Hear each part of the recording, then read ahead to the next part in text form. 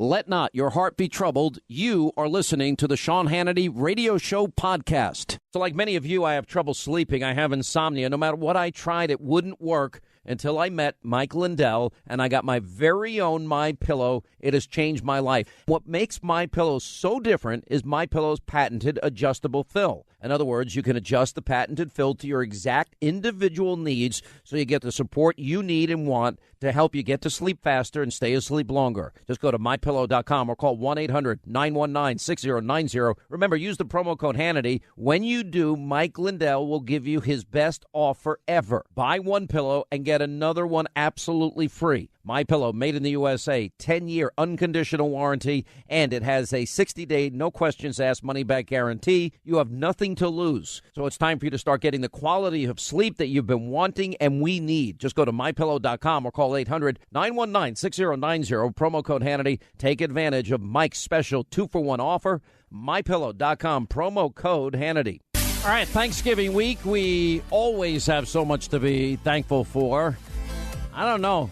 In the age of Donald Trump in the first year of his presidency, one has to wonder. Wow, what's it going to be like around some of those Thanksgiving Day dinner tables? We actually have dinner early that day and watch a little football. You know what it's going to be like for? Imagine if you're a conservative and you like Donald Trump and you watch Fox and then you go home and then there's a fake news CNN fan. Maybe you found the only one in the country. It happens to be in your family. Or there's a conspiracy theory TV Rachel Maddow lover on the other side of the table. Or an Antifa member or a Occupy member or a radical whatever. And you sit there and you start giving your take on world events. I mean, what? Stuffing starts flying. And you know what I'll do tomorrow? I think I'll do this tomorrow. I think we'll do Dr. Hannity tomorrow. How do you deal with your crazy liberal leftist relatives around the Thanksgiving Day dinner without killing each other, without having a stuffing war or a mashed potato war would be funny, you know, or maybe take a little cranberry sauce and throwing that sucker across the wall, or turkey legs flying, you know, here. You'll be sitting across from a PETA member and say, hey, you want the wing? Whoosh. Fly it on over to them at dinner. What? You're laughing. No, because there are many people that are going to go home and be sitting with relatives that hate Donald Trump, and then you like Donald Trump, and it's going to be ugly. It's, you know, some people live in the Midwest and red state America. They're going to be going up. Their blue state relatives are coming to see them, probably because it's warmer. And vice versa. It doesn't matter. You know, you're going back to, you live in Alabama or Tennessee or somewhere, Georgia, and now you're going back to New York. Oh, boy. You live in South Carolina, North Carolina, you're heading on up to New Jersey for Thanksgiving dinner. And you're going to see, you know, crazy, commie, liberal, anti-M. And you're going to have a little back and forth over politics. I can't believe. I don't know. Listen, for me, it's easy. But for other people, that's like a really hard thing to deal with. If it happens to me, I'll say, go get another drink. You need it. Don't worry. I'll save the country for you. I just make sarcastic remarks. So I'm going to give advice to specific situations tomorrow about what's happening. Anyway, happy Monday. Very happy today that we will be able to break. And we've been telling you the Uranium One story. I told you there's a lot of new news coming. If you want to get a sneak peek of what's coming up, you can go to Hannity.com. Sarah Carter now is blowing wide open this treasure trove of documents. Remember, we have the FBI informant over 4 years. He was able to infiltrate the Vladimir Putin cartel, if you will, inside the United States, whose intentions were to get a foothold in the uranium industry in America. This is where these crimes of blackmail and extortion and racketeering and money laundering and kickbacks was taking place. And they knew this a year and a half before. I saw that Rita Cosby did an interview with Hillary Clinton, and her answers were, you know, typical vast right-wing conspiracy nonsense. And I'm like, that's the best you can do at this point in time? That's pretty bad. And why is my printer not working on a daily basis? I don't understand this for the life of me. I think we got to get a new printer in here. We just got I think we got new jets for it, didn't we? I think we did. All right. One of the things that is happening, I see that Al Franken now has been accused of yet another allegation by a woman. And today's allegation, if you look at the Washington Post, they're basically saying that this could be the end for Franken. I'm not so sure. But anyway, in this post-Harvey Weinstein era, one allegation of sexual misconduct, that was enough for most Senate Democrats to say the Senate Ethics Committee should investigate. I thought that was mostly a delay tactic. But in the case of Leanne Tweeden and then Melanie Morgan came out, but they didn't ask for him to resign, just like Democrats never asked for Bill Clinton to resign. But that could change with this new allegation that's out there. And I think it, for a few reasons, it's even more damning for Franken right now. The second allegation raises questions of whether this is a pattern of behavior for Franken. In other words, is it possible that Franken could have successfully navigated the Tweeden allegations and the Melanie Morgan allegations with his political career intact? He said he didn't remember the kiss backstage at the USO tour the way that she did. One of the things that really surprised me the most in this whole Franken thing is there was a lot of details that were left out by the media about Al Franken. And this is where media bias kicks in nearly all the time. And that is, all right, so Leanne Tweeden comes out. Melanie Morgan came out. We know those allegations. And then you go back and you take a look. Senator Franken apologized, said he's embarrassed. I heard that he had sent an email or a text to Leanne Tweeden directly at this point. And he agreed to the Senate ethics investigation. And he agreed that, yeah, that was true of him groping Leanne Tweeden while she was asleep on a USO tour. And pretty creepy and disgusting on top of it, like a lot of these allegations are. They're pretty creepy and disgusting. But anyway, Franken is also being accused of the second woman. Now we got the third woman. These are all serious allegations. They need to be investigated. I stand consistent in that, okay, this new allegation, it becomes at some point a he said, she said. I don't know if it's going to come down to the people of Minnesota or if it even gets that far. We'll have to wait, watch, and see. But when it comes to Franken, he has a long history of making all kinds of vicious, vile, completely out-of-line comments. Nobody in the media ever paid any attention to this. And he's a massive hypocrite when it comes to sexual harassment. In 95, when Franken was working on Saturday Night Live, there was a skit where he suggested drugging, I'm not making this up, drugging and raping Leslie Stahl. Leslie Stahl is a correspondent at 60 Minutes. And he said the quote at the time was, well, I'll give pills to Leslie Stahl. And then when Leslie's passed out, well, I'll take her to the closet and I'll rape her. That's why you never see Leslie until February. Or when she passes out, I'll put her in various positions and take pictures of her, which is particularly more creepy because that's what he did to Leanne Tweeden, as we saw last week. Is it just me? I mean, how do you make a joke about raping a woman and think that that's funny? There's nothing funny about it.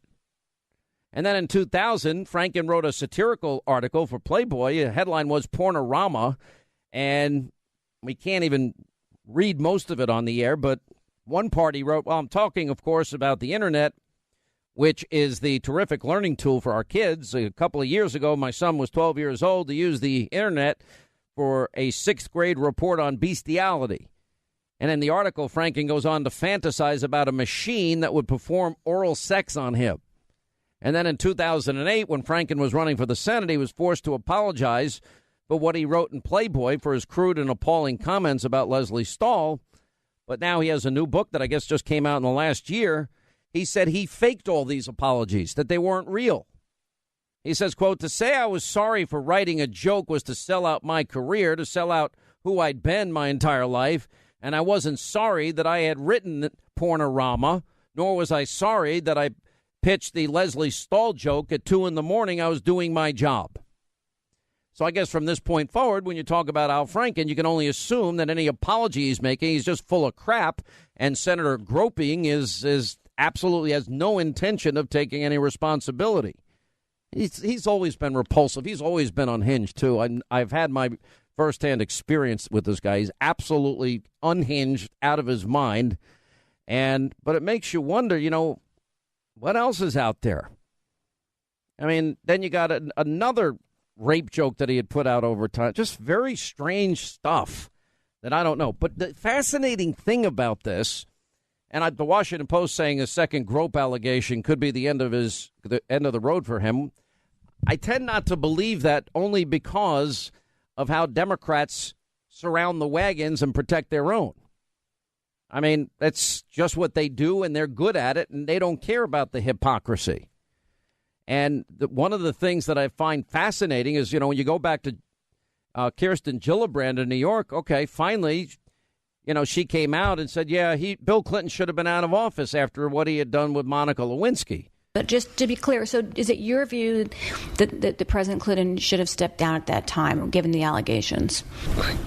Yes, I think that is the appropriate response. But I think things have changed today, and I think under those circumstances, there should be a very different reaction. And I think in light of this conversation, we should have a very different conversation about President Trump and a very different conversation about allegations against him than what has been had to date and what's currently being had.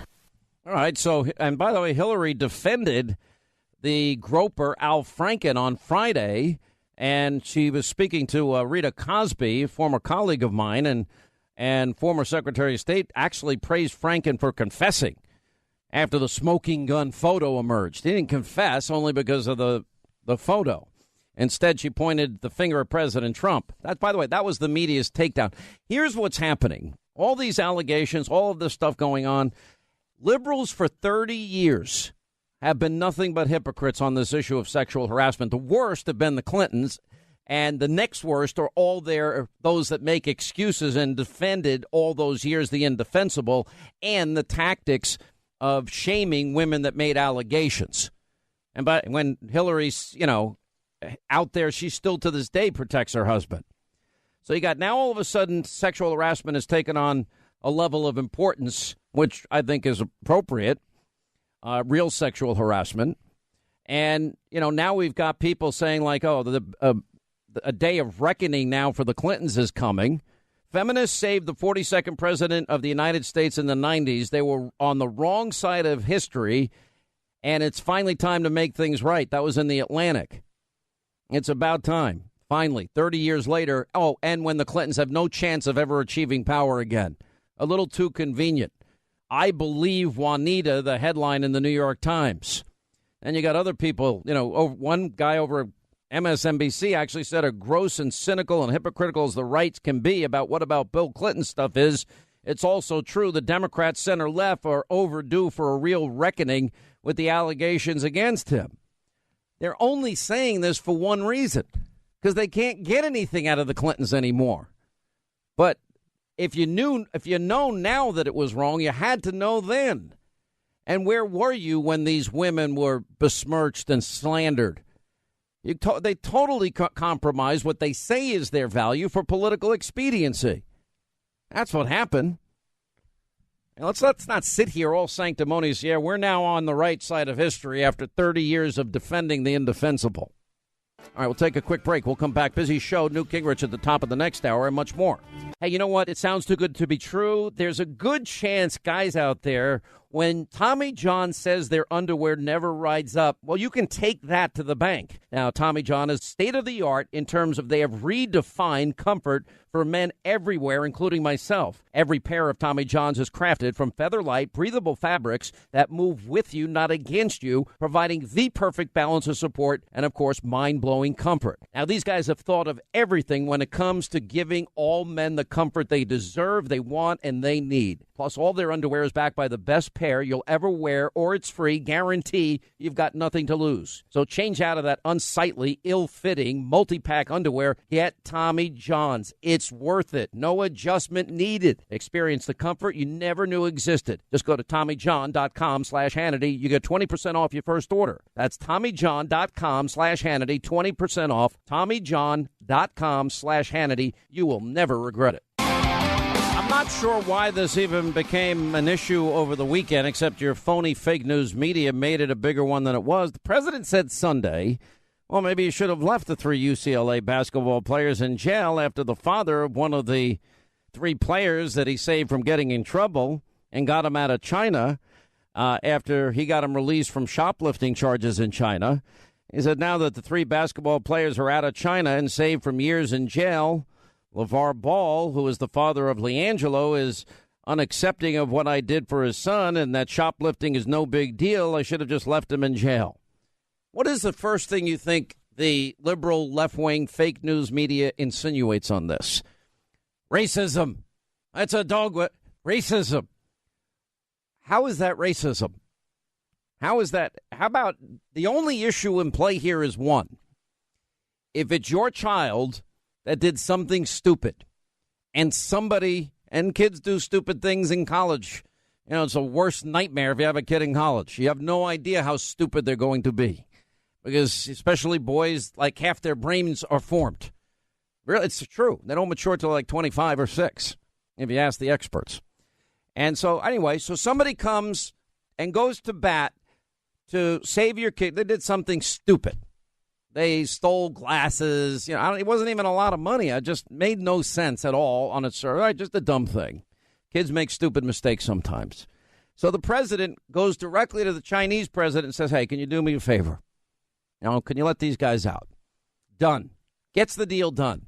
Now, the only thing that needs to be said from that moment forward is thank you, sir. We really appreciate you standing up for us and helping us out. It means a lot to us because the 3 UCLA players, freshman LiAngelo Ball and Cody Riley and Jalen Hill, they were held by Chinese authorities at the team hotel in China after being arrested for allegedly stealing sunglasses from a Louis Vuitton store. Trump had arrived in China as part of his 12-day trip, and he said he personally asked the Chinese president to get involved. But LeVar Ball told ESPN he doubted that Trump played a role in the release last week of his son and his 2 UCLA teammates, who, he said, told the Sports Network when asked about Trump, who was he over there for? Don't tell me nothing. Everybody wants to make it seem like he helped me out. Wow. I know for a fact this happened. I've confirmed it with 3 people. Isn't that pretty? I mean, why don't you just say thank you? Thank you, sir, Mr. President, for caring about my son. I appreciate it, and I'll take care of business at home, and that's not going to happen again.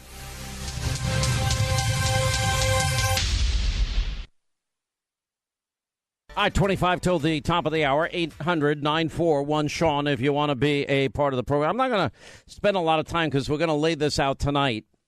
Exactly 30 years of defending the predator behavior of the Clintons.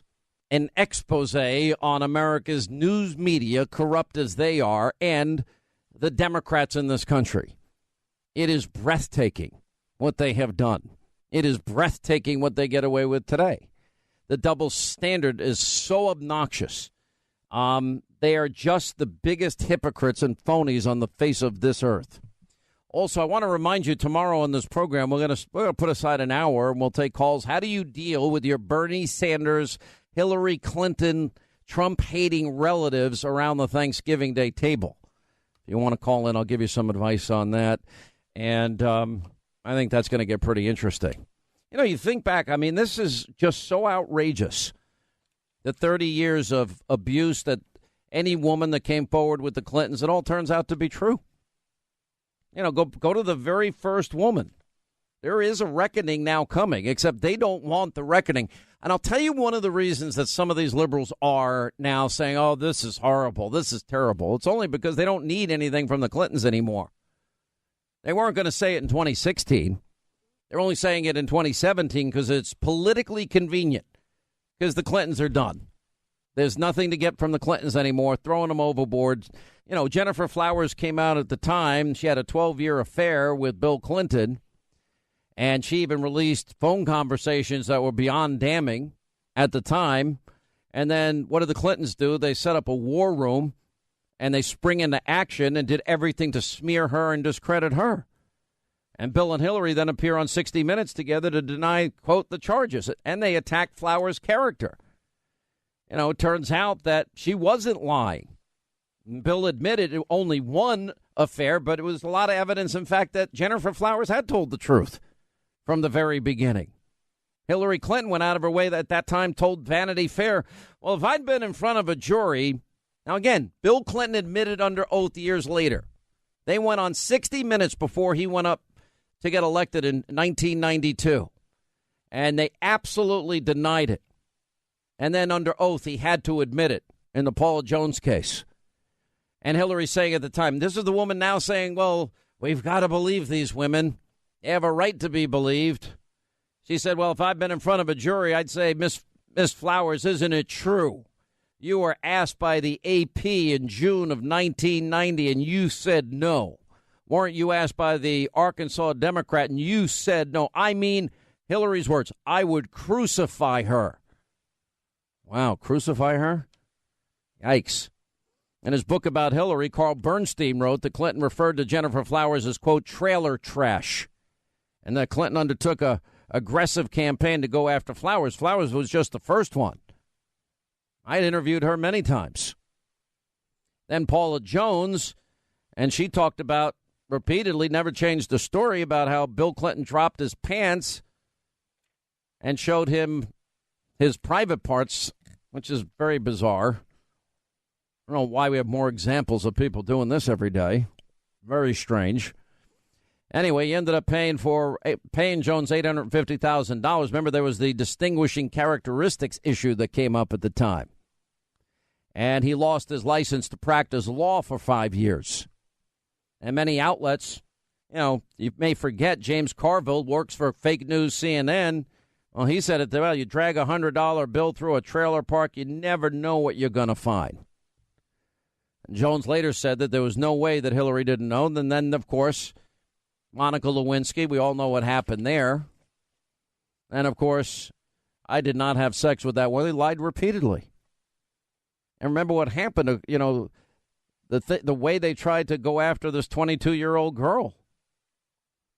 According to the journal entry made by Hillary's friend Diane Blair, she described Hillary's reaction to the Lewinsky scandal as, quote, well, she says to his credit that he tried to break it off. He tried to pull away, tried to manage someone who is clearly a narcissistic Looney Tune and is beyond control.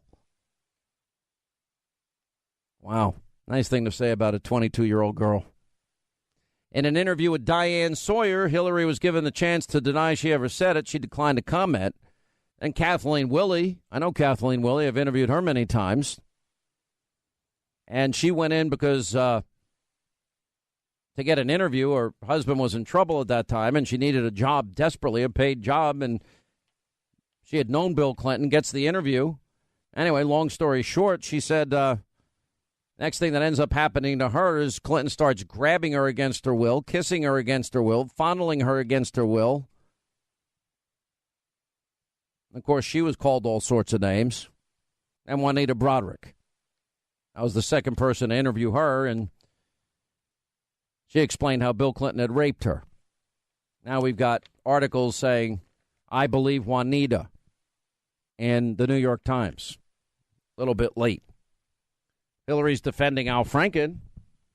Hillary defended him, saying the allegations against Bill have been disproven. Actually said that to Rita Cosby. Hillary says, look at the contrast between Al Franken accepting responsibility. Roy Moore and Donald Trump have done neither.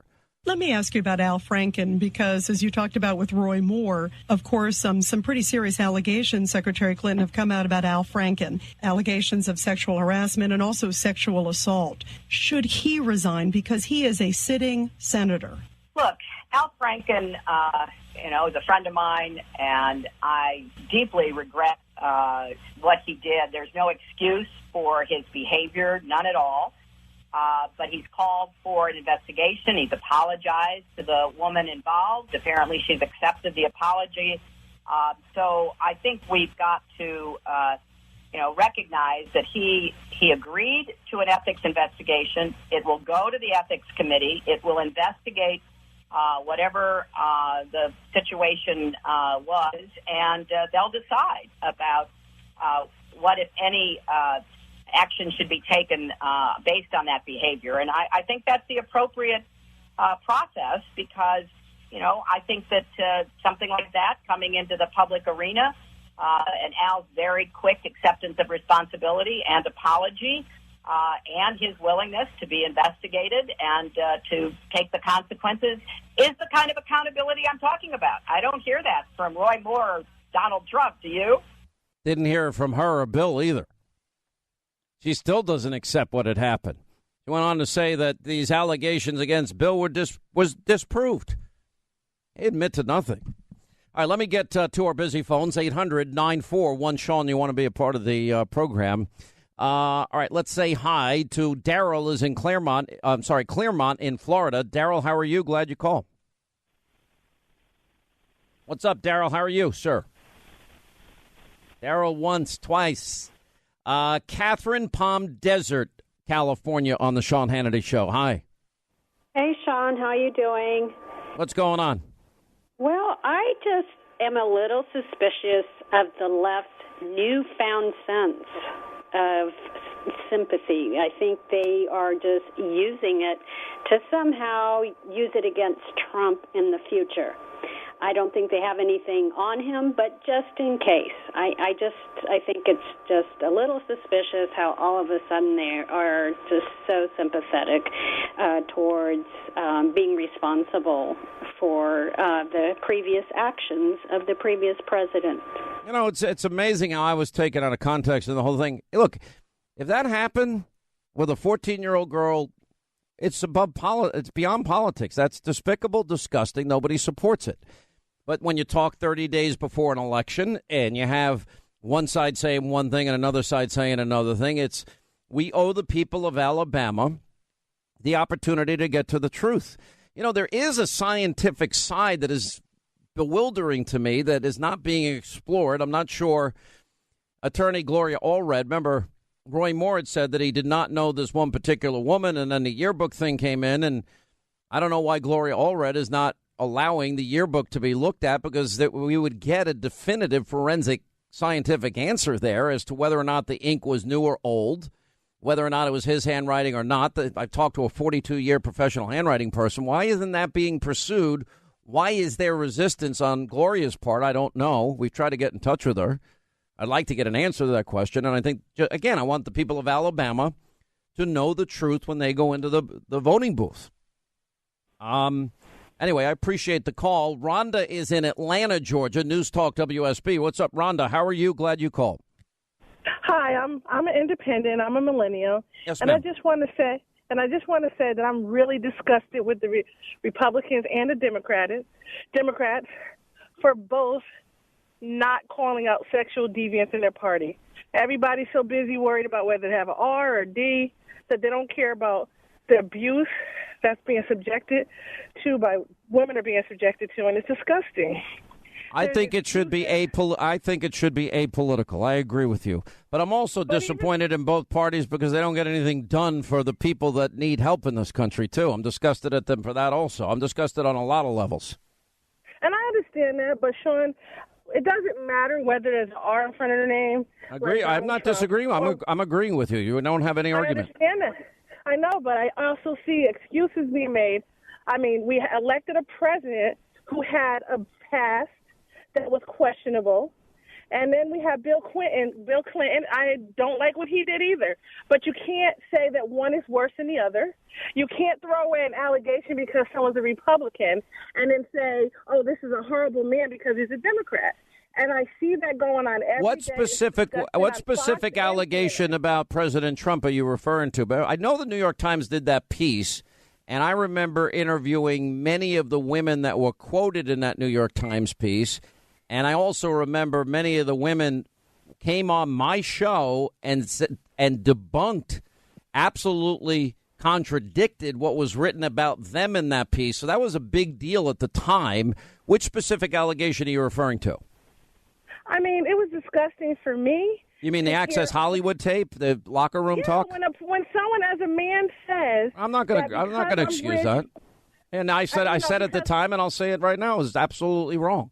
The one thing that the American people knew it. He did own up to it. You know, the reason I'm saying, understand, this isn't politics when I'm saying about 30 years of the Clintons. And I understand understand that, but I mean, you got to look back. You can make. I mean, well, no, but this is important. What Clinton did is disgusting. But 30 years of the Democratic Party has gone along with these behaviors of Bill, and all of those women that came forward were smeared and slandered. And I know, look, I may be a little older than you, but I interviewed all the women. I go back that far, and I interviewed them numerous times. And at the time, then it turns out one after another that they all end up to be true. Monica Lewinsky was true. The whole story about Paula Jones, well, he had to pay out a settlement in that particular case for an awful lot of money and lost his law license for lying. And then Kathleen Willey, and then Juanita Brown. All these women were shamed. All right, something's wrong with the phone here. Let's go. I don't know what happened. It just cut out. See if we can get her back. All right, I can hear her faintly. I just can't. All right, let's try and get it back. Doug is in Grand Rapids, Michigan. What's up, Doug? How are you? Hey, great. Yourself? Yeah, what's going on? How are you? Yeah, how are you? Well, it's an honor to talk to you. I appreciate everything you do. You keep us informed. But what my thoughts are, and no one knows the truth about these things because nobody's been brought through all the trial and all the information gathering and everything else. But it seems like, what was the name of that fellow that wrote the book that talked about dividing the population into factions that Obama used for 8 years against the American people? And the left has tried to break down all of us into victims and ethnicity groups and everything else. And so all of that has failed. So why not break us down into men against women? We don't need to be. How about we all be Americans and we all treat each other with respect? I think we believe that. Yeah. Yeah. Well, listen, but you're talking about identity politics. The Liberal Party and the Democratic Party lives on identity politics. Every election is about dividing the country, black versus white, old versus young, rich versus poor, men versus women. It's every single solitary time, and the false narrative of what conservatives are. All right, Victoria Tunsing and Sarah Carter. Sarah Carter has up on Hannity.com now. Treasure trove of documents tying Russia to Uranium One validates the FBI informant. The guy that now has his NDA lifted, the guy that had infiltrated Putin's network in the United States as he was trying to get a foothold in the uranium market. Wow, wait till you see what this guy's got and what we're going to be hearing. This is now going to cascade very quickly. Newt Gingrich will join us also. Hannity tonight, 9 o'clock. Wait till I am going to lay out the history of hypocrisy and how phony your media is, what a bunch of liars they are, and the same with Democrats. Same syndrome. 9 Eastern. I've got to say, this is nothing short of extraordinary. Let me just tell you, getting 218 members to agree on something as complicated as the most... well, we needed 218. But, okay, let me rephrase it. Getting 227 members to agree on something as complicated...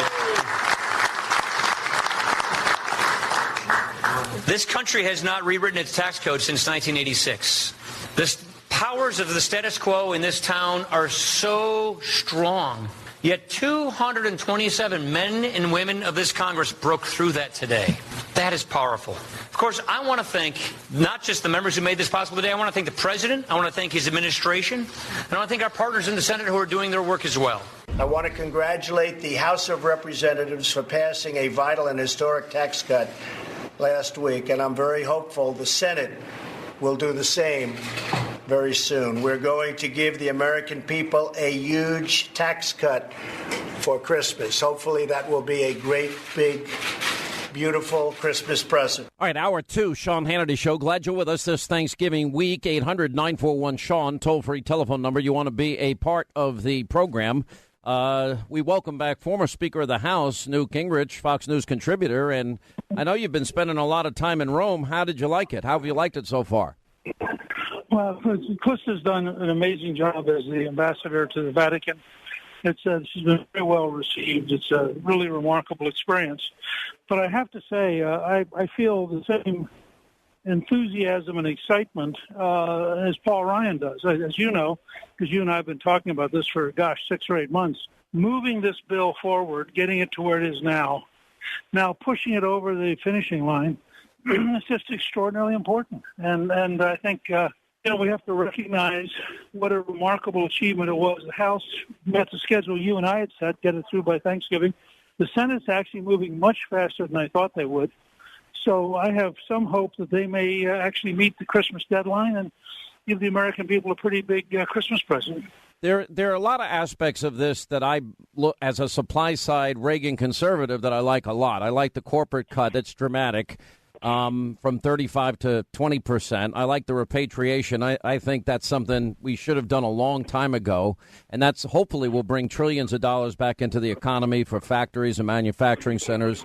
I like the deregulation of the president, ending burdensome regulations on business. That's already been happening. That is why we've had growth this year, in my opinion. The energy component is huge, but on personal rates, it seems the Republicans just have given up any notion of across-the-board tax cuts because they don't want to fight the battle of, these are tax cuts for the rich, because most people that pay taxes are going to see, especially if you live in New York and New Jersey and California and Illinois, you're paying more. It's just a fact. Well, first of all, forgive me for sounding like I'm not in New York as one of those rich guys paying lots of taxes, like Chuck Schumer, who I think took $58,000 in lower taxes from the federal government for his income last year in New York. New York, Connecticut, California, New Jersey are very big government states. They're also very big government union states, and they're very expensive. And the rest of the country has been subsidizing them. We've basically been encouraging people to dump the cost of their state government on the rest of us. Now, I know that's not popular with my friends in those delegations, but it's true. Well, I can tell. Listen, I live in New York. So, I'm going to get hurt by this bill.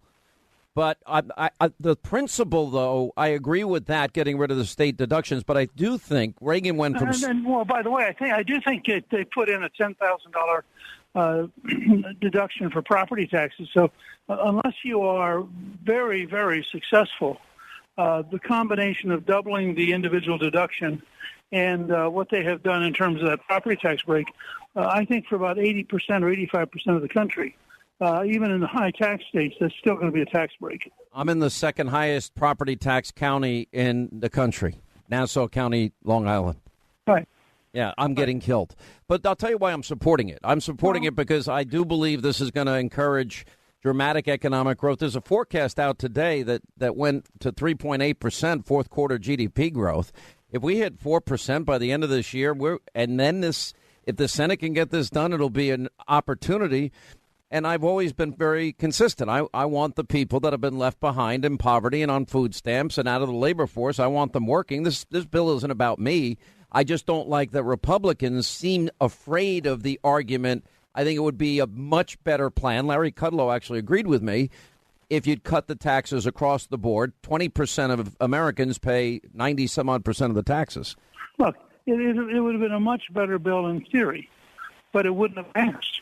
And as you know, from day one of my lessons from what happened with Obamacare was write a bill you can pass. When we did the contract with America, you could have looked at 3 or 4 things we did not put in the contract. And the reason we did not put them in is we knew that the New York Times and CBS News and all the rest of them would have promptly focused only on those items, refused to report the rest of it, and attacked us over and over again. So we just said, no, we're not going to set up a target. The biggest thing in the long run for America in this bill is a 20% corporate tax rate. That is going to lead to an explosion of job creation in the United States. It's going to make our companies competitive worldwide in a way that's going to shock our foreign friends. Combined with the fact that there's a pass-through for small business, that is going to be a very big tax cut for small businesses, and that's the real job creation engine. And if we can get to 4 or 5% growth a year, create tons of new jobs, put people to work who've not been to work for a decade, give people hope. And by the way, that economic growth helps the state of New York. It helps Nassau County. because the economy gets bigger. This isn't about me. No, listen. There's more revenue. The corporate tax cuts, ending burdensome regulation, repatriation, and energy is a formula for, I believe, massive economic growth, and that's why I'm supporting it. I just am saying I think it could be better. I believe in Reagan's supply-side, cross-the-board cuts. I think would even make it better. But listen, I want whatever we can get here, and I think you're right. I think. Yeah, but remember, Chris had a movie called Ronald Reagan, Rendezvous with Destiny, and in there we have this great moment where Reagan says, "Look, if I can get 80%, I'll take it and come back later." Exactly. This is a huge step in the right direction. Nobody listening to us should be confused. They should be calling their senators and saying, get a tax bill out of the Senate. There's no excuse for not finding the votes to get a tax bill out of the Senate. And by the way, that includes Democrats. There are 6 or 8 Democrats in very Trump states who are up for re-election. Every single one of them should be under pressure to vote for this bill. Agreed. Are you confident it gets done before the end of the year? Confidence too strong a word. I'm hopeful it gets done. I think it can get done. I think there's some hard pieces to work out yet. They have a very, very narrow margin in the Senate. They got to get to 50. That means they can lose 1 or 2 at the most, which is part of why I think they ought to be really building a lot of pressure in states like West Virginia and Indiana and Missouri, because they should really be pressuring those Democrats to vote yes. Mm-hmm. Let me ask you about, we have all these situations unfolding as it relates to sexual harassment. Last week it was Al Franken. You have allegations against Roy Moore. How do we best handle these things as they come up? And yes, and one other thing, I'm making the argument that the left in this country turned a blind eye to every single Clinton sexual scandal that there was, but only because of his politics. And in that sense, they created a lot of damage out there. They, all those women were smeared and slandered and besmirched. It all turns out to be true. What is your take about where we are, how we got here, and how does this end, and how should it end? Well, let me say, first of all, and this is going to probably make me a little bit unpopular, I think you've got to put, and some of these are terrible circumstances. Some of them are just stupid circumstances. Some of them are genuine exploitation. Some of them are genuine oppression. And I think you've got to look at it. And I think people should not be harassed and people should not be intimidated. But let me also point out for all of our friends on the left who are now so worked up about this, how about talking about what happens to young women in Somalia? How about talking about what happens to young women in Pakistan? How about talking about what happens all across the world in places that nobody on the left wants to deal with, where it is horrendous and terrible and much worse than what we have ever seen in the United States? And let's not just focus on incidents in the United States that involve somebody being harassed. Let's talk about places where people are raped, people are killed, people are mutilated. All of a sudden, nobody on the left wants to talk about that. And I think that it's, I think the role of women worldwide deserves an honest, deep conversation. And the United States is a piece of that. But the United States has also there are lots of other places in the world we ought to be looking at. Agreed. But I mean, there's also what we have here in this country, and that is that, if you look at the Clintons and the abuse of women and all of the excuses that were made, it really irritated me in the last election. Nobody cared that Hillary took all this money from countries that abuse women, kill gays and lesbians, and persecute Christians and Jews. That's a big deal. Well, look, not only that. And they bought her silence. I think in some ways, the most amazing moment of the 2016 campaign was Trump bringing the women who had accused Clinton to the debate. I mean, the level of guts that took, the willingness to get in their face and say, no, I'm not just going to let you beat me up. Let's go ahead. You want to talk about this? Let's talk about this. I thought that was as staggeringly brilliant and, frankly, gutsy as anything I'd seen. And you'll notice, by the way, that there's now a whole new sort of revisionism underway that says, gee, maybe we're wrong. I mean, there are people on the left begin to go, okay, maybe, in fact, the independent counsel was right. Now, that was an article in today's paper. I mean, yeah. there's a genuine discussion underway in the country, and one of the things I'm starting to work on a book for next year on the whole notion of understanding MAGA as sort of the second stage after understanding Trump. And one of the things I'm working on is this whole notion that you have had this inability to come to grips with reality that is beginning to break down. And if you want to talk about the party of sex offenders, they're the Democrats. These are the people who are, go down the list of who they raise money for. Take the list of all the Hollywood people who've been outed and go find out from the FEC reports who they raise money for.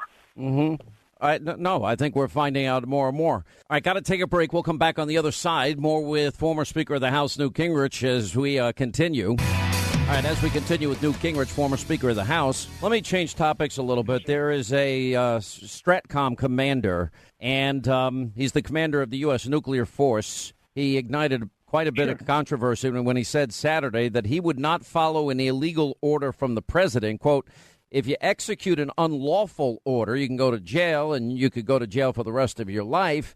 Right. And he was asked this, but I'm a little concerned of how he gets to decide what is legal and illegal. He said the way the process works is simple. You don't want me to read his remarks? Go ahead. The way the process works. Read his remarks. I apologize. Is it simple? I provide advice to the president. He'll tell me what to do, and if it's illegal, guess what's going to happen? I'm going to say to Mr. President, that's illegal. Guess what he's going to do at that point is going to say what would be illegal, and then we'll come up with options of, or what would be legal, of a mix of capabilities to respond. I almost got the impression he's saying that he is the final arbiter in the use of nuclear weapons, and that is troublesome to me. Yeah, well, there's not. No, he didn't follow through the full possibility. First of all, ever since the Nuremberg trials about the Nazis, we've had a clear rule, and it's been in law, and we're very serious about it. And on the rare occasion of Vietnam when it was violated, we prosecuted people for violating it. And that is that, in fact, you cannot use following orders as an excuse for breaking the law. And this goes all the way back to, for example, Cali, who killed people who were innocent civilians. So the fact that he says, notice what he said, if it is in the legal order, I won't execute it. Well, of course not. It would be illegal to execute an illegal order. On the other hand, he forgot part two. He says to the president, Mr. President, who is commander-in-chief, remember, not just the Rotary Club president, says, Mr. President, this order is illegal. The president then has two options. Option one is to say, well, is there a legal way to get this done? Option two is to say, I accept your resignation. Now, Fred, you're now the new commander of STRATCOM. Will you execute this order? And that can be done in seconds. That is, it's not like this guy. No, I'm listening to you. It just seemed unnecessary to say, because of course, if it's illegal, but I'm not sure. It sounded to me like that the president would be checking with him, or if he didn't like the order, even though he said if it's illegal. That's what it sounded a little like to me. It didn't sound like that at all to you? Well, look, I don't want to get inside this guy's head and try to psychoanalyze a four-star general who's trying to do his job. I think technically what he said was right. I think that he should have put in the second part of that, which is that it's not his prerogative in the end to decide if it's legal. It's the president's. That's how the Constitution works. But if he refuses to execute it, the president can immediately replace him. I mean, immediately. All right, former Speaker of the House, Newt Gingrich. Mr. Speaker, we'll see you on TV tonight. A lot more news we got to get to. Thank you, sir, for being with us. And 800-941-SEAN is our number. 25 till the top of the hour, 800-941-SEAN. Toll-free telephone number. You want to be a part of the program. You know what we got to do tomorrow on tomorrow's show, because then I'm off for the rest of the week for Thanksgiving, like most of you. Jonathan Gillum is in tomorrow, but you know what we need to do? Yeah, he's not on Wednesday. Tomorrow is Tuesday. I said what we need to do tomorrow. Oh, that's right. He's in Wednesday. I misspoke. I'm sorry. I'm human. We need to do an hour of calls of how do you deal with your liberal, Hillary-loving relatives, your Trump-hating relatives, your relatives that believe in fake news. How do you deal with them without throwing turkeys at each other? What's the best way to deal with that? That's going to be... Are you asking me this question? Well, I mean, do you have any liberals in your family? My brother. Which? No, the one that's marrying Not Sunshine? the one marrying the other half of the show. All right, so let's say Trump comes up and He's a global environmentalist. It's terrible.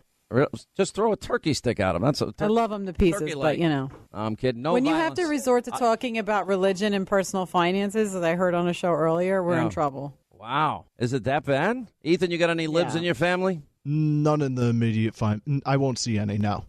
Jason, any libs in the fam? My oldest brother is liberal, but he's not an insane liberal. He actually probably knows more about politics than I do, especially Jersey politics. Well, but you know more national politics. I mean, you're up to speed on everything. Yeah, I mean, but he's up there, though. He follows his stuff. Sunshine, do you have any liberals in your family? Anybody? I know Grandma's not, because I met her the day you got engaged. No, none, thankfully. No? All right, so we'll do like an hour, and if you want to call Lauren and try and get on the show, it's 800-941-SEAN. We'll bring a good old Dr. Hannity back, and we'll give advice in the final hour of the program tomorrow. How to deal. What if you got like an Occupy Antifa relative that you got to now hang out with, say, one full day or 2 days, and they know you like Trump? How are you going to handle it? I'm going to give you best advice. I like liberals to bubble and fizz like Alka-Seltzer in water. This to be a joke. I do not believe this is happening. Kind of like this. I'm literally about to kill myself, and I'm not kidding. You better fix this right now. I literally am going to die. I need an ambulance. So you want family members to sound like that? No, I'm saying, that's not, I want you to make it so they sound like that. Yeah, that'll be highly entertaining. That's not any better. Yeah, it's not, and you got to live with it.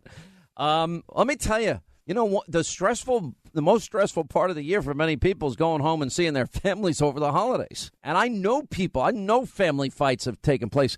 This is in the age of Trump and the age of this division that exists. I know you have family members that don't talk to each other anymore. Forget about Thanksgiving. That's not even happening this year. Christmas ain't happening in their families this year. I know people that long friendships have been broken over this.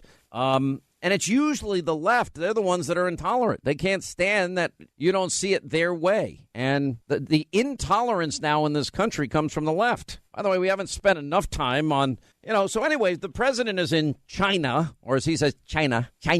How does he say it? He says it. China. Yeah, he says it in a weird way. Anyway, so these kids got caught allegedly stealing, shoplifting, whatever they were doing. It's a big deal in China. So the president intervenes, and he gets these 3 UCLA basketball players out of the country, home safe. And I know the whole story. What he did is he turned to the Chinese president and said, I need a favor. Can you please let these guys out? And the president of China said, I'll make it. If that's what you like, I will make it happen. And he made it happen. Anyway, so it happened. Anyway, one of the fathers of, I guess his name is LeVar Ball, twice on Twitter calling him an ingrate because he said, well, the president didn't have much to do with it. And the president tweeted, do you think the 3 UCLA basketball players will say thank you? That was before they did say thank you, which is to their credit. You should say thank you. Anyway, shoplifting is a big deal in China. You have 5 to 10 years potential in jail in China. But apparently the father in this particular case of LeVar Ball, literally said, well, he didn't play a big role in this. It's just not true. And then the president tweeted out, and it got a lot of people mad, should have gotten his son out of my next trip to China instead, and China told them that they were released. He said he was very grateful. Now that the 3 basketball players are out of China and saved from years of jail, LeVar Ball, the father of LiAngelo Ball, is unaccepting of what I did for his son, and that shoplifting is no big deal. Well, I should have left him in jail, the president said. I mean, it is wrong to be ungrateful. I remember years ago when I was growing up, some of you younger people never hear this. You get busted over there, you're in for the hassle of your life, meaning outside of the U.S. And that's true. And there was a big Midnight Express, I think it was this American that got held. Where was that? I don't remember what country, but he was held for years. They have a whole show dedicated to that. Yeah. It's called Locked Up Abroad. Oh, yeah, I've seen it. I've seen that show. All right, let's go to Vanessa's in New Mexico. Why don't you just say thank you, Mr. President, for all that you did to help my son? Thank you very much. What's so hard about that? Anyway, what's going on, Vanessa? Yeah, I just wanted to agree with you 100%. When I read that, I was just so disgusted as a mom of 3 sons, to not be thankful that, first of all, wherever it is you get caught doing that, you need to be held accountable. That's what's part of the problem in this country is we don't hold people accountable enough. But then to come out as a father, I mean, it just shows his lack of integrity, his lack of maturity, his lack of appreciation. To know that his son, why doesn't he go and talk to Otto Warmbier's parents and see what he has to be thankful for? So I disagree with you 100%. Well, I could tell you right now, if it was my son and he was involved in that incident and a president got him out, I don't care who the president is, I would make sure that let that president know I'm extraordinarily grateful for what he did. Then, when my son got home, I'd be kicking his ass big time. He'd be in trouble. I agree. I mean, I know these kids. I mean, look, kids aren't perfect. They're all going to make mistakes, but it's just stupid. You know, I can take a mistake. I can't take a really stupid mistake. Anyway, back to our phones as we say hi to MJ is in Fort Lauderdale. MJ, how are you? Hey, Sean, Semper Fi. How you doing, my friend? Hey, Semper Fi. What's going on, Maureen? Oh, listen, I'm just this father with these basketball players is just killing me. I'm just exactly what you said. If my hubby's a cop, so if that ever happened to locally or whatever, I mean, I'd absolutely kick the crap out of my kid. But I wonder if the circumstances would be different if maybe the guy got caught or he was hanging out in North Korea. Maybe the father would be singing a different tune. Listen, I'm just telling you, I would be grateful. And the idea that, he didn't do much, I don't know. I mean, your son got out of a very potentially dangerous situation. Maybe his son will be home having Thanksgiving with his family because of Trump. That's right. I don't know what part does he not understand that. And the president did the right thing. And the president asked for a favor. And he got these young men home where they belong, and they did something stupid, but it's not worth 5 years in jail. It's like a death penalty for them. Right. And, well, over in China, of course, things are different. Right. And but had it been under President, Obama, I'm sure, Well, if Obama would have gotten them out, I would praise Obama for it. I mean, this is not political, and it shouldn't be political. Mm-hmm. Yeah. All right. Thanks, MJ. Good to hear your voice. Have a great Thanksgiving. Pam is in Hampton, Virginia. Hey, Pam, how are you? What's going on? I am all right. How are you, sir? And happy Thanksgiving. Blessed Thanksgiving. I just want to know what it's going to take for the Republicans on the Hill to get together for once and back a tax bill of some kind that helps people that elected them. I am so tired of the wishy-washy, namby-pamby, we can't. The last four letters of Republican is I can. When are they going to start? They need to back. Well, you gotta separate the two out here. You got two houses. Yes, yeah. All right. So the House has done infinitely better than the Senate. Absolutely. They've got 300 plus bills, good bills. Kate Steinle's law and sanctuary cities. They did pass a health care bill. It wasn't perfect, but we didn't expect. All right, but they got it done. They got done now the economic plan and the tax cuts, which I think are necessary if we're really going to move this economy forward. And now it's really in the hands of, sadly, Mitch McConnell. And I don't have a lot of faith in Mitch McConnell. I think Mitch McConnell and then you've got all these never-Trumpers. I'm convinced some of these Republicans would rather, they would rather, at least in their minds, think they're hurting the president than do what's right for the country and what they once themselves advocated. I think their hatred runs for some of them that deep.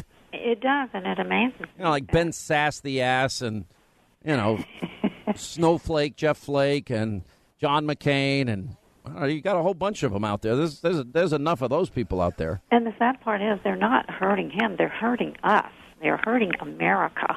And that's the heart of everything. If you hurt Americans, the heart of Americans, why do you deserve your job next term? You don't. But, what they're going to do is if they fail, it'll be a spectacular fail, and even the people that did get their job done will also be blamed. So this is huge. This is their opportunity. It would be nice to see them tackle health care again in the next, when they get back after January. But they got to get this done. It needs to get done this year, so it'll have an impact on 2018. I don't know where Ron Johnson is. I didn't understand that, but we'll find out. But this is the time now to call your senators and say, do your job. Keep your word. It's not the bill that I would most like. I think Republicans are so afraid of the class warfare rhetoric that they've abandoned conservative Reagan supply-side economics in terms of marginal tax cuts across the board.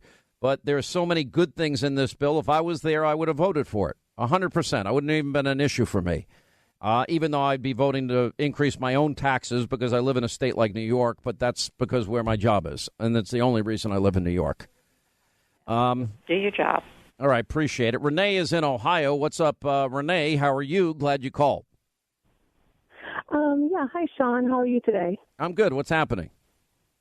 Well, I was just kind of thinking about the other night you had Geraldo on the show, and he was saying how if we can get some documentation on the whole Roy Moore thing, if some of these women just wrote in their diary or something like that, and then poof, out, like literally the next day came out the yearbook, the signed yearbook.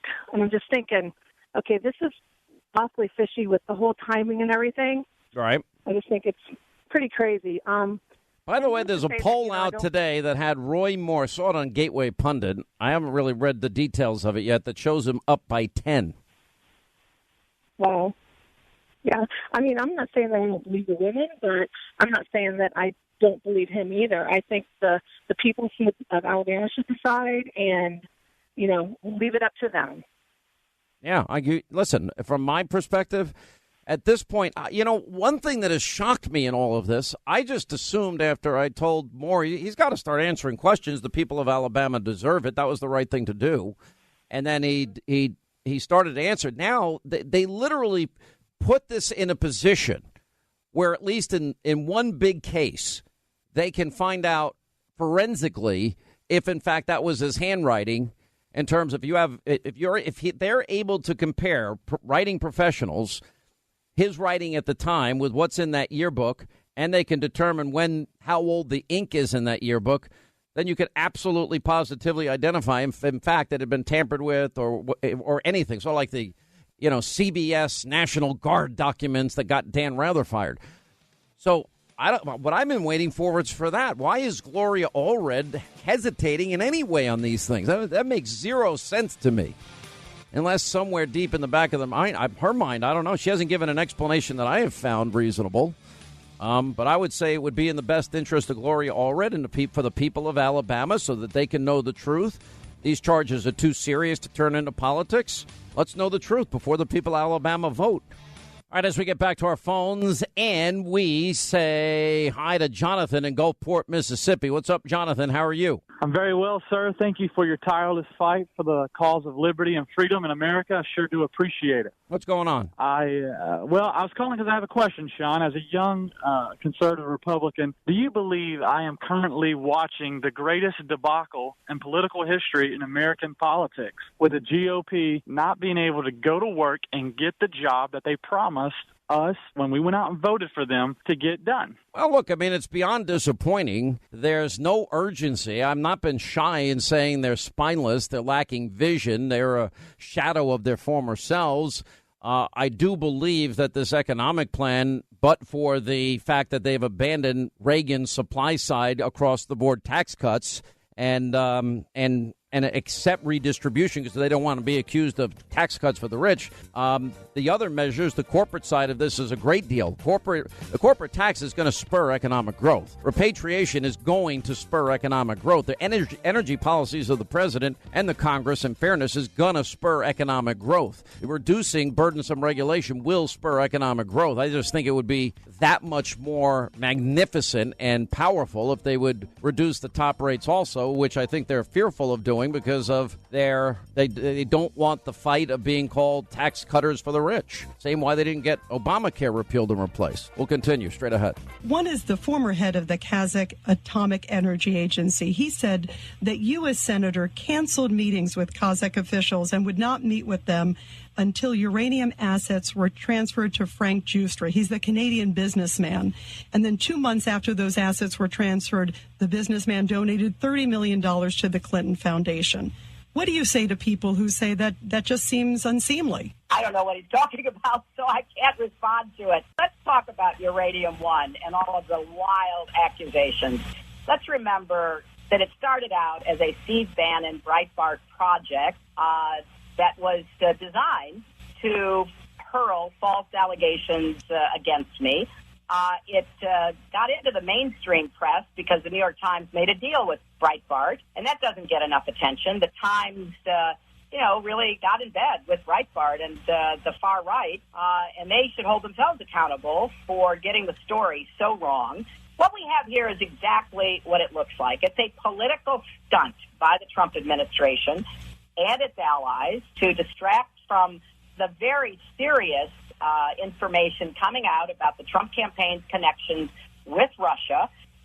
They don't want the press and the public paying attention to what we're learning about their involvement with Russia. Was there anything, Secretary Clinton, to this allegation specifically? Was there anything to, can you understand why people... Rita, I don't know what you're talking about. I've never heard that. I don't know anything about that. And it's part of the whole Uranium One confusion. And so, no, I don't know anything about it. I do know that this whole thing has been investigated repeatedly, and it's been debunked repeatedly. Can I ask you just on the surface, because one of the things that people point to is that in the Uranium One story, it troubles them that the Clinton Foundation failed to disclose it was about over $2 million in donations from the chairman of Uranium One as the deal was being reviewed, considered. Do you agree that just looks bad? Rita, that's not true. The gentleman in question had sold his interest in Uranium One some years before. It's just not true, Rita. Now, I know that, the right does a great job of throwing up these crazy allegations, but just look at the facts. Go back and look at Shepard Smith's takedown. None of this is true. Now, that doesn't mean they won't investigate it because they're trying to divert attention from their connections with Russia. But I can assure you it's been investigated. It's been looked at by the press, by experts. Everybody has come to the same conclusion. There is no factual basis. I had nothing to do with the decision. Now, that is a fact.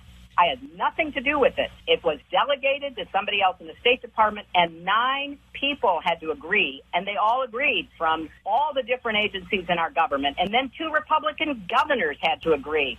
John Huntsman in Utah and Rick Perry in Texas.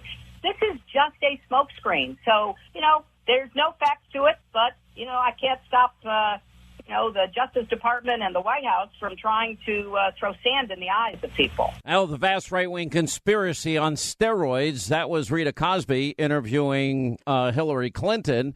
Oh, this is a Bannon Breitbart conspiracy, a right-wing conspiracy, and they got in bed with the New York Times. Shame on the New York Times. It was a stunt.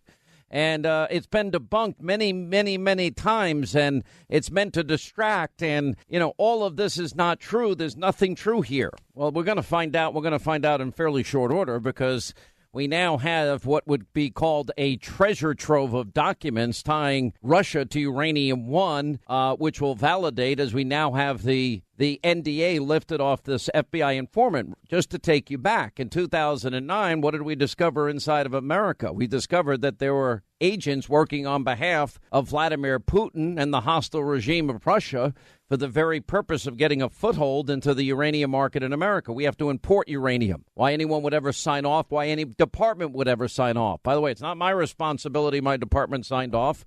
And anyway, they discovered that as part of this network, money was being handed back and forth, and briberies and kickbacks and extortion and money laundering and racketeering. And this is all before Uranium One and CFIUS ever signed off on this deal. And that was a year and a half before. We have a 4+ year FBI informant that was regularly getting back to the FBI and the Department of Justice. And that is where we now find ourselves. What is in this treasure trove of documents that, in fact, will tie Russia to Uranium One? Who knew what, when, and where? And is Hillary telling the truth? Here to help us get to the truth, Victoria Tunsing. She is the attorney for this FBI informant. Sarah Carter, investigative reporter and journalist who's been in the forefront of breaking all of these stories. She has put our piece exclusively on Hannity.com, and you can read it yourself. Let's start with you, Sarah, and let's talk about this treasure trove of documents that Victoria's client is going to be providing, I assume, first Congress and the American people. Well, yes, Sean, I think this is really fascinating. I mean, you know that in recent reports coming out in Reuters and Yahoo, there were people, unnamed sources within the Justice Department that tried to go after the informant, the confidential informant his name has now been disclosed as William Campbell.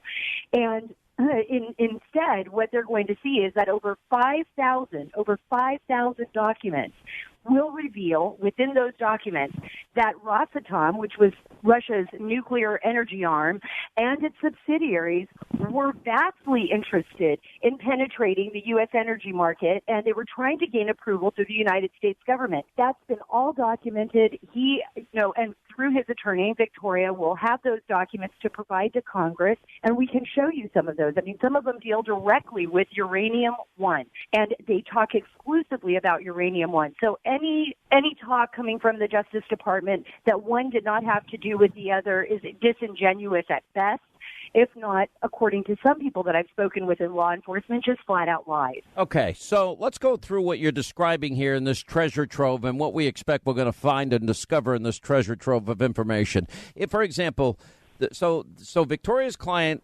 infiltrated this network for over 4 years working on behalf of the FBI as an informant, correct? Correct. How many documents will he be handing over to the government? Over 5,000 documents.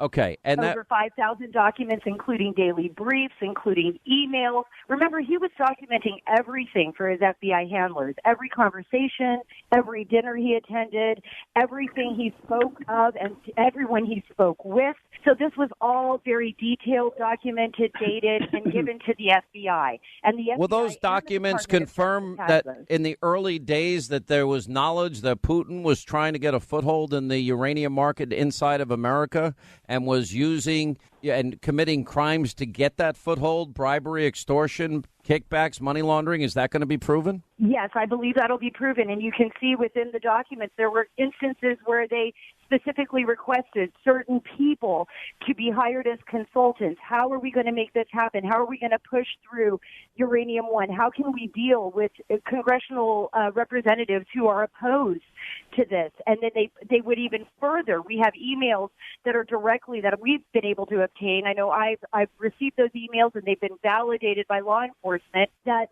show people directly connected to Mikorin and all these other players in these Russian subsidiaries that were connected to Russia's nuclear arm, talking about uranium-1 and how important it was. Because remember, these subsidiaries were 100% owned by the Russian government. They were Rosatom's subsidiaries, and everybody involved in these subsidiaries was a player in this Russian scheme for global domination of the uranium market. Is there going to be any smoking gun proof of a quid pro quo, or that people like Hillary's basically denying any knowledge or responsibility in this, even though it was her department that signed off on it, and she who benefited from it? It's so interesting that Hillary is just in flat-out denial of everything, to the point where usually she is an advocate of the New York Times, and now we see her going directly after the New York Times and lumping them into Breitbart on this case in particular. And she has no concept of what, Kazakhstan leaders are saying with regard to the uranium sales and the uranium mining, and even in Kazakhstan. So I think that there is smoking guns in here. It will be very evident of what Russia was attempting to do and what Russia did in order to obtain uranium-1. But I'm going to leave a lot of that up to Victoria to discuss, because she represents the client. Well, I knew she wouldn't give me this information. That's why I went to you first. I guess it from Sarah. Where are we in the process, Victoria, with your client and the information Sarah is describing here? I worked with him last week, Sean, and I am now in the process of preparing a statement for him that he can provide to Congress so that they can have an idea of the overview of the information that he has. Okay, and he is going to share every document. He's now free to share everything with Congress? Well, he's free to share things that are regarding this case, but he's not free yet to share everything about his background with the U.S. government. Let's put it that way. Well, I mean, it would have to be he was an FBI informant, which has been widely reported at this point, no? Well, and there are other things, and I have a request in to HPSI to get me permission to be able to divulge a greater relationship. And are you confident now? Have you had a chance to peruse through the materials that Sarah's talking about? Of course, sure. I'm using them as the basis for preparing a statement for the Congress. One of the things that we really have to figure out here is if we have to import uranium because we don't have enough, and we know Putin has agents within the United States committing crimes for the very purpose of getting a hold of our uranium, and we did nothing to stop it, that seems like a breach of national security on a monumental level, isn't it? Well, I think that was one of the major questions. I'm sorry. Go ahead, Victoria. No, I mean, if the decision was made to sell 20% of our uranium, or a company with access to that, to Germany or Switzerland, you would still scratch your head. But to Russia, for goodness sake, and you know, this stuff about Hillary saying it was all been debunked. Yes, when, who, what?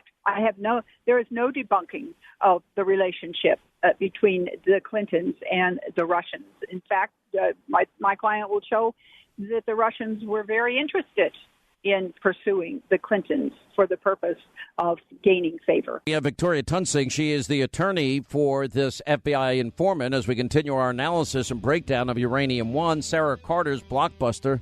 It's an exclusive. We put it up on Hannity.com. Treasure trove of documents now that tie Russia to Uranium One validates the FBI informant. I've been telling you, it's all going to come cascading down. Hannity.com, Sarah Carter's investigative. We continue with Sarah Carter, investigative reporter, and her new investigative pieces up on Hannity.com. Treasure trove of documents tying Russia to Uranium One validates the FBI informant. Now we're going to be slowly getting to see with our own eyes what he's been able to accumulate after 4 years. And the attorney for this FBI informant, William Campbell, is Victoria Tunsing, his attorney. And we have evidence that will emerge, Sarah, that will put the Clintons' level of knowledge far higher than what Hillary's claiming now, and that the monies that were sent back vis-a-vis those people involved in this deal to the Clinton Foundation and Bill's increase in speaking fees, is that all going to come to light?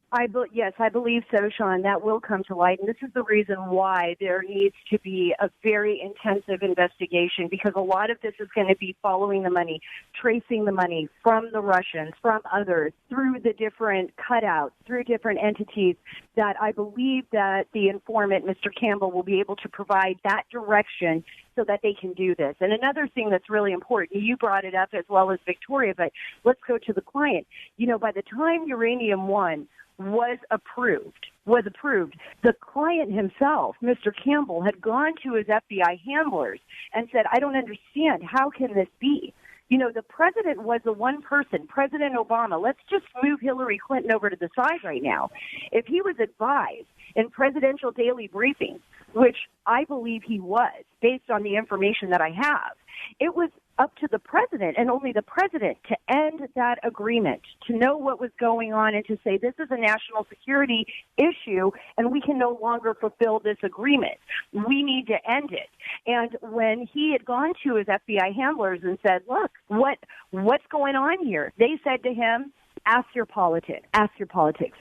It was a very detrimental moment, you know, and I think Victoria can talk a little bit more to that. Will this evolve into people selling out America's national security for self-enrichment? I think Clinton did it for self-enrichment. We're still trying to get a feel for what all was going on, but recall, Sean, this was during the reset days. This was when Barack Obama thought he could charm anybody into coming over, you know, and loving him and doing whatever he wanted. So reset Russia. Why would they then go in and stop Russia from getting 20% of our uranium? This was like giving billions of dollars to Iran, but of course we never did that either, right? I mean, go back in time of what was going on in the mentality of Barack Obama. Victoria, if I'm a Russian, you know what I'm thinking? America is a very stupid country. And America, and I would be mocking and laughing. They would what? They were mocking. The Russians, when they were with my client, would mock Obama and about how easy it was. And would that show up in Obama's presidential daily briefing, that they made fun of him for being weak and stupid? I don't know if the FBI included that in the briefing. Yeah. I don't think they included that one. You're saying the Russians were openly mocking the United States and Obama over their stupidity on this deal. All right, we're going to have more tonight on Hannity, and this is now, the walls are beginning to cave in on Uranium One and on the Russian dossier. And as I've been predicting, it's now coming tumbling down. These documents are going to blow you away. 25 till the top of the hour. Let's get some calls in here. Sarah Carter, investigative journalist. We put up, if you want to read this piece, Uranium One is now going to cascade. All of the truth is going to come out.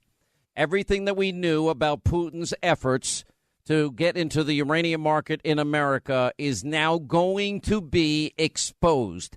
How stupid people were in the Obama administration, including himself, because he had presidential daily briefings telling him about all of this, and how they did nothing. Anyway, let's get to our phones. As we say, all right, Velma's standing by in Vegas, 720 K-Dawn Radio. Velma, how are you? Hey, I'm okay. How you doing? Now, I got a question for you. I'm glad you called. Okay. All right. What do the boys want for Christmas, my nephews? You know what? Anthony keeps saying he wants that, what did I say? What did I get him last year? I got the motorcycles, right? Last year, what you got him for Christmas last year? I think you got him, I don't know, because you got him that bike. You just got him that wasn't for Christmas. What about the motorcycles? The mini motorcycles I got them. Did they like those? Hey, hi, Uncle Sean. Who's this? It's Anthony. Anthony, how are you, my friend? What do you want for Christmas? A PlayStation 4.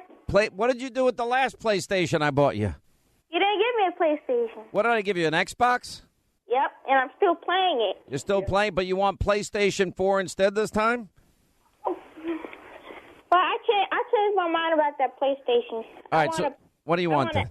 I want another Xbox. You want another Xbox?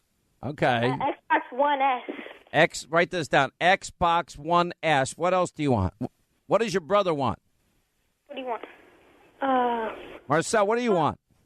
It's an Apple Watch. You want the Apple Watch? Yeah, that you can put your finger on. Yeah. You sure you want that? Okay, I'll get you the Apple Watch, all right? How do you like the motorcycles I got you? Good. Now, you guys are safe on those, right? Your mom makes you wear a helmet and everything? The mini bikes? Yes. All right. And how's the bicycles? They doing all right? Yes, sir. You don't leave them out in the rain, do you? No. No? A little. Okay. And what else? And how you doing in school? You guys doing okay? Yes, I got good grades. Who said that? This is Marcel. Let him know who you are, Marcel. Marcel, you got good grades? How about you, Anthony? I got good grades, too. Oh, good. Okay. Well, we expect A's. That's your job. You got to do your job every day. Life's not just a sunshine and rainbows and cotton candy. You know, we all have to work, all of us. Let me talk to Uncle Sean. Tell Uncle Sean you love him. All right, we're going to get Love you, bye. I got one Apple iWatch and one Xbox, whatever, IS. You got that written down? Okay. All right, we'll get them out to you, Velma. What do you want for Christmas? I'll get you something. Look at you. You do enough for my children. That's enough. But thank you, sir. No, I think you need something. What do you want for Christmas? I want to get Velma. What would you like? Sean, like you hit a boy. How about, let me ask you this. What's like the most expensive pocketbook you have? The most expensive what? What's the most expensive, I guess you call it a bag. What do you call the stupid thing? Purse? Now, what's the most expensive one you like? Do you have a Louis Vuitton? Because I don't really get off into bags real good. I probably need a nice one, but I don't really get off into them. All right, so what would you like? Pick something. Hurry up. I don't have all. Do you want Christian Louboutin shoes or something? Do I want what? I'm kidding. I was watching a Netflix thing. What do you want? Do you want a new bag? Like a really nice one, like a Louis Vuitton bag or something? Oh, I've never had that, but thank you, honey. All right, we'll get you a Louis Vuitton bag. Okay, then. Would you rather have that or a spa day? You know what? I'd rather a spa day. Spa day. All right. You know why? Because I never get a chance to do much like that. Yeah. I would rather a spa day. All right. You got that, Linda? Spa day out in Vegas. We'll get it one of the nice hotels. All right. You got it. I have it, Santa Hannity. All right, Santa Hannity over here. All right, so I'll get you. John, but how you doing? I'm doing good. How are you doing? I'm doing okay. What are you doing for Thanksgiving?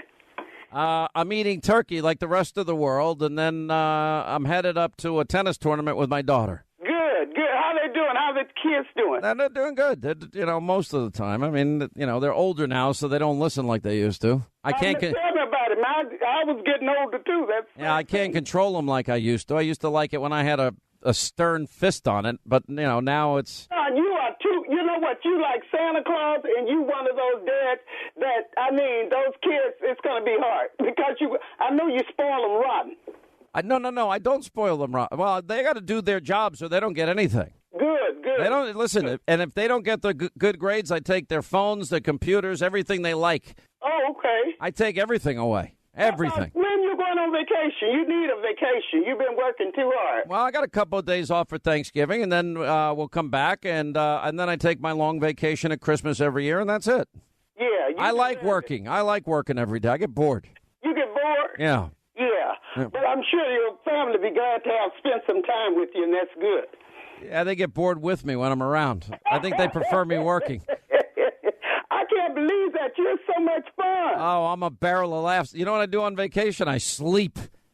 Oh, really? Yeah, I sleep a lot on vacation. I can understand that. I sleep and I sleep and I watch movie after movie after movie after movie. Yeah, that's what I like to do. And sports. Oh, now that's boring. That is boring. I play beach football with my son. Okay, what do you do, Miss Activity over here? What do you do on vacation? Well, I can't say it on TV. What? Well, you're not on TV, so say it on the radio. On radio. What do you do that you can't say on radio? What is it? None of your business. Does it involve other people? Well, it involves the children and my husband. Well, basically my husband. Little romance in that. Is that? Whoa! You've got to wait. You got to wait for vacation for that. Listen, no. What is this like a once a year thing? What are you talking about? Man. I don't think so, honey. I don't think so. All right, I don't want to go there. I want no part of this. No, we can't go there. You know, people don't know how to take a joke. That's true. Good for you. Yeah, you're right. Let me leave that alone. All right, so I got the presents. They're on their way, and we love you. God bless you. I love you too. We and the children, we love you. All right, tell the boys I'm gonna send it before Christmas. Okay. Sean, you don't have to send me nothing. Thank you so much. Now, what do we send to Velma again? Spa day. You know why I don't like spa days, Velma? I don't want anyone touching me. I can't stand when strangers touch me. I hate it. Are you serious? Serious as a heart attack. I don't want any stranger. I love that. You know, with two little children, I don't get that much. So, yeah, I'm going to enjoy myself. All right, you go enjoy your spa day, and me, I'm going to enjoy...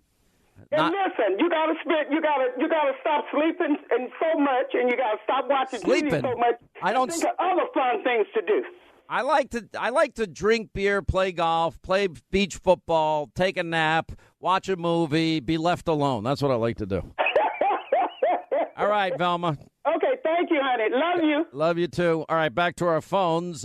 Ginger is in Grand Rapids, Wood Radio. What's up, Ginger? How are you? Well, good morning, Sean. Good afternoon. Yeah, what's going on? Well, you know what? At 16, I was a Ted Cruz supporter and volunteer. Yeah. But let me tell you, Trump is doing it. Trump is really... I don't like campaigning Trump. I like President Trump. He actually is thinking about the people. You have to represent all the people. I agree. I mean, this is a guy that is, if you look at his checklist, I mean, maybe we're due to go over it again, but I can tell you that it's absolutely a fact that he's trying to keep every campaign promise he made, and that's refreshing. I wish Republicans were a little bit stronger, especially in the Senate. They're just weak. I mean, Cruz is like the rock star in there, one of the few getting things done and fighting, and guys like him and Rand Paul and a few others, not a whole bunch of them. But they forget what their job is, and that's what it is. They want to keep their term limits for all those in Congress and Senate. I am telling you that you cannot live off the people's money forever. Nancy Pelosi, the people are hitting the 70s and 80s. It's time to go. You cannot relate to the common man. So. Well, but you know that's why. Listen, that's why if you cut the corporate tax, the president's gotten rid of a lot of Obama-era regulations, repatriation, all of his energy policies. Those are all job creators. That's why the Wall Street Journal today, they're looking at 3.8% GDP growth. Obama never had 3% his entire presidency. But there should have been. Obama wanted to give people stuff. Well, dictators give people stuff. Trump wants to open the opportunity so you can go get that opportunity yourself. Well, I agree. Ginger, God bless you. I love Grand Rapids, too. A lot of nice people in Grand Rapids. Back to our busy phones. Let's say hi to Chad is in Dallas, Texas. Boy, your Cowboys didn't look too good last night. They did not. They put me to sleep. Good grief. It was awful. It was awful. I agree. And my son's a big Cowboy fan. He's like the biggest Cowboy fan. He was. Your buddy, Stephen A. Smith, who I don't appreciate a whole lot, I'm sure he's having a hell of a day with this stuff. I ain't even watched him, but I just know he has. Oh, he doesn't like the Cowboys? Sean, he thinks that the Cowboys fans are the worst in the NFL. Why? Are so delusional. But so the worst fans in the NFL, the worst. Well, not the Dallas Cowboy fans. They love the Dallas Cowboys. And I mean, I asked my son, how did you become a Cowboys fan? And this is years ago, and he's like, they're America's team, Dad. That's what he said to me. Exactly. He thinks that the Cowboys fans are the worst and the most delusional fans when their team is the most valued sports franchise in the entire world. But my talking point actually is on professional sports. And before we go any further, Sean, it's always so good, to speak with you. I think you're the best in the business, really. Thanks. Well, Marshawn Lynch, he did what he did yesterday, and it's a big thank you to, and I didn't approve of it when I'm saying thank you to the guy who started it all. First of all, go ahead. Yeah. First of all, Linda. So I shook my head in disbelief on GQ. Obviously, they made their statement and what they approve of. What they named him, not only nominate, but name him Citizen of the Year. It makes you want to think, okay, how come they didn't ever nominate Tim Tebow when he was doing something totally different, taking a knee for prayer before or after a game or after a touchdown? And why did they name him? You know what, though? It is the biggest backlash. Look at all the stadiums over the weekend. Now, they're trying not to show kneelers on TV. They're trying not, and we saw Marshawn Lynch, he stood for the Mexican anthem, but not the United States. I mean, it's really despicable. But I'm going to tell you who's getting hurt here. Yeah, the owners are going to get hurt. Yeah, fans, they don't enjoy the game like they used to. But the people that are going to get hurt the most are those that have benefited from the opportunity of playing the sport they love at the highest level and being loved and adored by fans everywhere.